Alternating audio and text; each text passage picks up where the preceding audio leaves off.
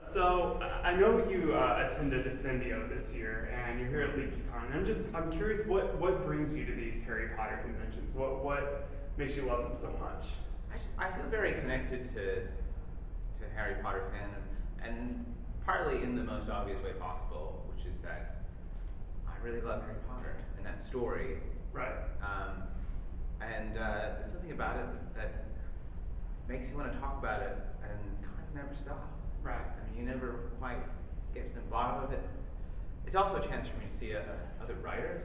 Right. Yeah. I attended your session with John yesterday. It was great just hearing the back and forth between you two. So, and that's not something that fans get to see a lot between authors. So I will more or less go anywhere that John Bean is. So he happened to be here, and so I also came here. But I often feel very isolated from other writers and fandom in general. I don't have a lot of contact with them, in New York where I live. Right. So it's just nice to come here and kind of binge. Of course, and I know you mentioned your daughter a lot, so I'm kind of interested. She's a fan like you, and so was that something you sort of introduced to her? Was that something she happened upon on her own? I made a mistake first of trying to get her interested in Narnia, which made her automatically not interested in Narnia. So when it came to Harry Potter, I just backed off and let him work his magic, which he did to a level of obsession that I never could have anticipated. Yeah. She was Luna last year for Halloween. She's read all the books, I think, 3 times. Wow. See all the movies, except for the last 2, which I think she's afraid of, possibly for good reason. Yeah, I think because you mentioned, I think yesterday, that she's 8. Is that she's right? only 8, yeah. So I think that's so interesting. You're getting to see this younger generation, because I was in 5th grade when I first started reading. So and now seeing this younger generation sort of start to get into the books is really, really interesting. No, it's incredible, and I wondered, just as one does, is this something that is in this generation now, and it's a now phenomenon, and then but that's it, or will it perpetuate itself over time? It's perpetuating itself over time with just an incredible intensity. I brought her to Ascendio, and that was her first contact with fandom in general, which I don't think she knew existed. Yeah, how did she like it, or? It was like it's somewhat moved her mind, like just to walk around and see people, see a dude dressed up as Gilderoy Lockhart. I don't even know if she clearly distinguished him from actual Gilderoy Lockhart. It just was really intense and exciting for her. Yeah, it was cool. Yeah. So that makes me think. I was going back to one of your articles that you have on Time, where you talked about that the main theme of the series was the overwhelming importance of continuing to love in the face of death. Do you think that theme is what makes it last so well for audiences to come? For my daughter, not really. Okay. That's not what's it. That's that's in there, and I'm sure on some a level of her incredibly complex 8-year-old brain, it's operating. But for her, it's it's a fantasy of power, I think, and not in an evil, bad way. Although she's very interested in Slytherin. But I think she feels quite powerless. She knows that she will eventually grow up and discover that she can do things. But as a child, she's very she's powerless. She's kind of very dependent on other people. I think she loves to explore the idea that she will become strong, powerful, and able to change the world because she can't yet. That's great. Yeah. And another article I read recently was I guess it was your first response to Pottermore. So I know you've navigated it a little bit. Yeah. And I think you pretty much have the feelings that most fans do, that we're thriving on this new content from J.K. Rowling, but some of the other stuff, not maybe as great as we would have anticipated. I don't know what they could have done better, honestly. It's a beautiful site. It's not really for me. I want to scour it and just devour all the new content. But the social networking stuff, I don't really need the gaming stuff, especially. I just want the words. Yeah. And so she said, she always said she would write an encyclopedia, after the series, but now apparently she's saying she's not going to. She's going to keep it all online. Do you think, would you have preferred maybe, the physical copy of the information? I'm a very books person. As far as storing and accessing information, I like to do that with paper, of course, than with computers. So yeah, that's what I want to see. I am not wholly despairing that it might happen one day. Right. Yeah, she changes her. Unless she scored like a mighty blood oath. Yeah, right. So, and she doesn't seem to have don't know. So. Yeah. And so, kind of moving into the magicians. So I actually started reading back in the day when Borders was still in existence. You know, God rest its soul. But so I remember walking in when I was in college and seeing this huge display. Potter is over, and something about, you know, Potter fans. What are you looking for next? It's the adult series for Harry Potter, and the Magicians was plastered over it. And I was like, wow. So I've got to get this. And so that's, I was surprised. I had not really heard about it until then, until after Potter was over. So it was interesting to hear you talk yesterday when you actually started writing it. Yeah. So I feel like you are so uniquely positioned because you've critiqued it for time. You're a fan. And now you wrote, you know, a book and you're still writing in this post-Potter world that's similar, but you've also taken it in a completely original direction. So I'm just kind of, you know, curious what it was like to sort of dive into that genre after having critiqued Harry Potter yourself. Yeah, I don't know. I mean, the timeline of it feels very different to me because I was working on The Magicians for a long time, since 2004. Pretty much, you know, well, I guess in between Order of the Phoenix and Half-Blood Prince.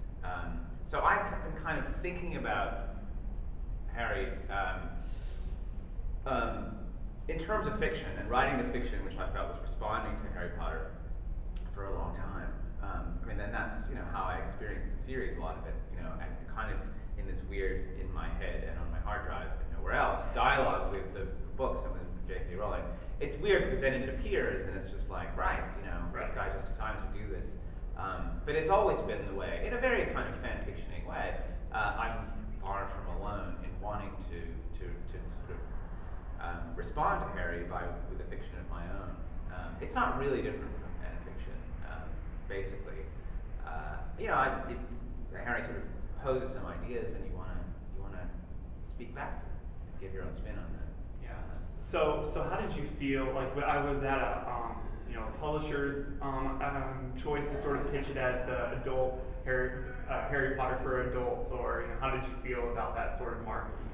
I don't know. I mean, I did want Harry Potter fans to read it. I felt like it was aimed at people who knew the books. That was, you know, when you're writing, you're always thinking, well, what are the people I'm writing for? What have they read?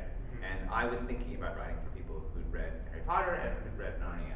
And of course, you throw even some Harry Potter references in there, which it was kind of interesting when I ran across this, because I was like, it made me feel your books were even that much more real, because it was like commentary on the fiction of Harry Potter. So that was really intriguing. I didn't want to go too far with that. In the original drafts, they spent like hours sitting around and talking about Harry Potter.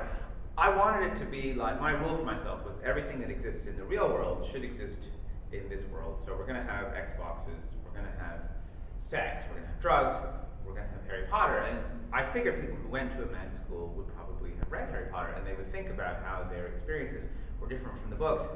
You can go way too far with that, which I did, and then I threw away 98% of it. But there's still a few references in there, just so we know that everybody's read it. Right. Because they would have. That's how it would have played out. Of course, exactly. In real life. So when moving from so I read The Magicians after it had come out. I read The Magician King as soon as it came out, and the two books, while connected, it seems like you went on it was such a unique route that you took, you know, going back on Julia's background and also with the current story. So what made you sort of take that route? Well, a lot of things. It's funny, actually.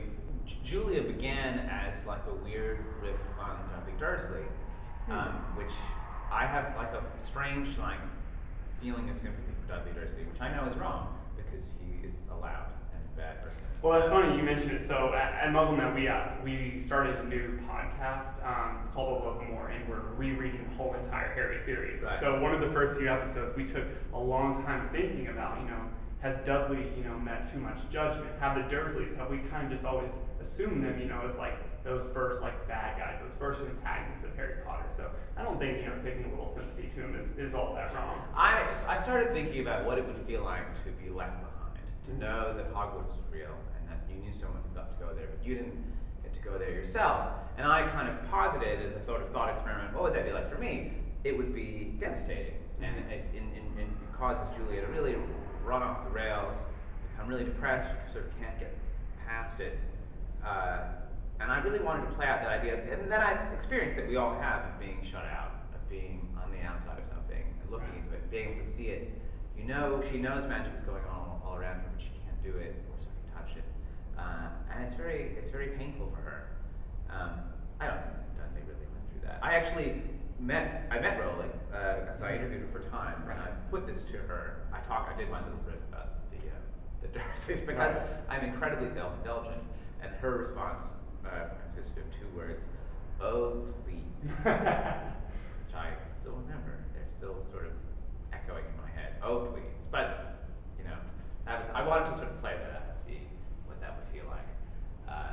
And it was very tough for her. Yeah. So when you first, created Quentin, he's a really interesting character. I don't know if I've read a character ever quite like him. He's somewhat dark, and he definitely has a lot of issues. So so you say you sort of devised Julia somewhat after Dudley. Did you get that way with Quentin? Anyone from the Potter series, or he's so original? I almost can guess that he didn't. So. Quentin is me when I was 17, okay. Which means just emotionally stunted, self-obsessed fanboy all of whose emotions get channeled into books, and who is just not really emotionally up to dealing with reality or even other people. Sad to say that. It's a harsh verdict of my former self, but I think that's why so many people identify with him, and didn't maybe necessarily expect to when first reading. I did, and then I was like, wow, this is a good character that I really can identify with. Quentin is a guy who's struggling with depression, and he self-medicates through obsessive reading, and I think that is a person that a lot of people outside fandom, but especially inside fandom, will recognize. I think definitely. All right, so it is. The Magician Land is going to be the last book. You're not going to pull more after that, are you? Or I don't think so. I think that this. I'm not a planner like Rowling. I mean, I wrote the first book, came up with the idea for the second book, came up with the third book. But we've reached the end of an arc. I'm not going to swear a mighty blood oath that I shall not return to keep your fans 20 years from now, when my kids are going to college and I need to pay for it. I may have had another idea by then, but for now I had 3 ideas, 3 books. That seems like enough. Okay. So I think what your fans, when I am on the internet and trying to see what people are talking about, the thing they are hoping for the most is that we will somehow see a return of Alice in the last book. So can you speak anything to that rumor, or? I'm trying to not give away any tales right now. Okay. That's why.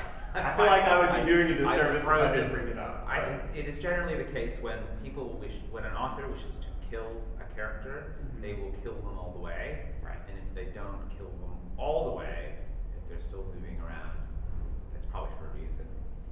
Fair enough. I don't think I can say any more than that. All right. So last question. You've written about Harry Potter for a long time. So can you remember the first time you sort of critiqued it? I guess would it have been for Time, and when that would have been? That's a good question. It would have been Goblet of Fire. There was a thing that used to happen, which is that the books would come out on a Friday.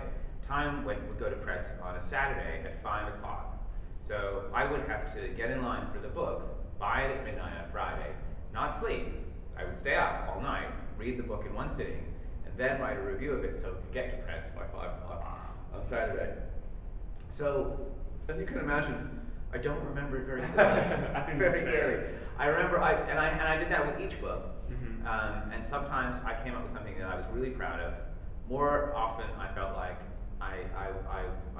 wow, this is rushed, and I haven't slept, and I'm not doing it justice. I was really proud of Deathly Hallows, the thing I wrote for Deathly Hallows. But it wasn't always the ideal conditions under which to write. Well, I think fans can appreciate that you were there with them, reading it in the wee hours in the morning. It was a great experience, actually. Yeah. I don't think I would change it. Sometimes, some years it went better than others. Well, thank you very much for your time. I really appreciate it. Thank So, you. Thank